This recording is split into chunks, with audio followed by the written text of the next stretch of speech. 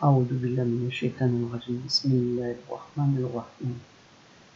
Assalamu alaikum. Je cherche la protection de Dieu contre le Satan, le lapidé. Je parle au nom de Dieu tout clément et tout plein de miséricorde, que la paix soit sur vous. Je viens d'apprendre, j'ai été ahuri. Est-ce que c'est vrai ou pas? Hassan Ekyoussen, une personne que j'ai connue il y a plus de 30 ans, quand il est venu sur Nantes avec Tarek, son beau-père, on faisait des expositions et des conférences pour les musulmans et les non-musulmans, paraît-il, parce que je ne sais pas si c'est vraiment confirmé, est en fuite. Pour moi, je considère de sa part que c'est un acte honteux. Je m'explique.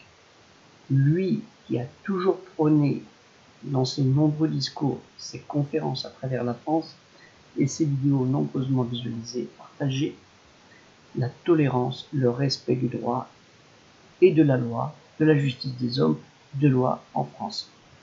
Les valeurs de la citoyenneté française, lui le français de cœur, à qui on a refusé le titre effectif de citoyen, sans doute une maladresse de son feu et défunt père, que Dieu lui accorde miséricorde.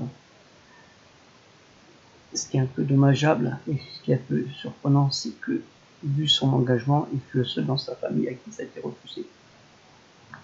Lui qui enseigne à nos jeunes Français de confession musulmane d'aimer la France, vient de trahir d'un moment de colère, de refus d'acceptation du droit et du devoir de tout citoyen.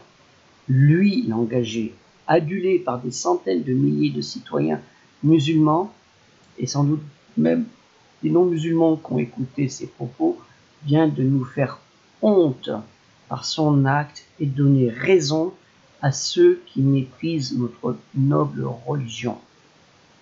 C'est grave ce qu'il vient de se faire. Il a donné un mauvais exemple.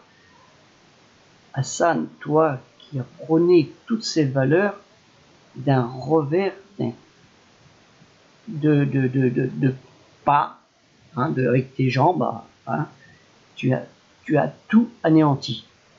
Je te le dis, Hassan Ekyoussen, reviens en France pour accepter la décision du Conseil d'État.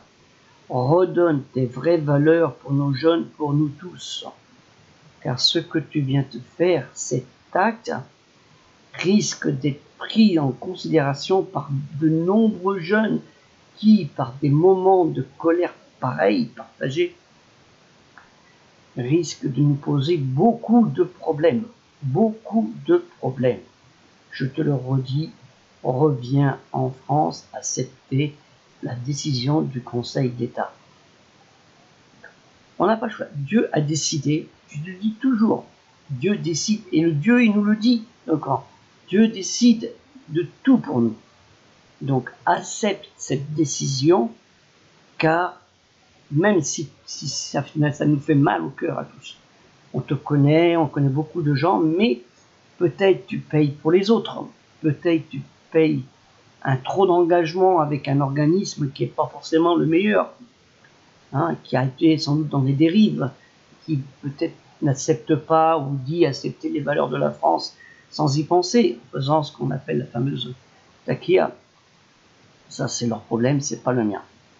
Donc, je te le dis, reviens en France, accepter la décision du Conseil d'État, même si on doit te séparer à un moment de ta famille. Et écoute, combien de parents vivent à l'étranger et leurs enfants vivent en France, et ils se voient. Tes enfants sont grands, tu as des petits-enfants qui ne sont pas tous des grands, mais ils viendront te voir, ne l'oublions pas. Il y a le téléphone, il y a les caméras, il y a tout. Donc, et puis peut-être tu iras peut-être dans un autre pays, peut-être le Maroc acceptera que tu ailles dans un autre pays, qui est pas... Les lois du Maroc ne sont pas les lois de la France. Donc, ne fais pas ça, parce que là, tu as une double peine. Le Maroc a accepté que la France te renvoie par décision de justice dans ton pays d'origine, alors que ton pays de cœur, ton vrai pays, c'est la France. Ça, on le sait tous. Mais là, le Maroc s'est engagé. Tu risques d'avoir une condamnation vis-à-vis du Maroc en plus. Donc ça, c'est ce que tu as fait, c'est pas bien. J'avais expliqué au début de cette affaire, Hassan, il fallait t'expliquer devant les médias.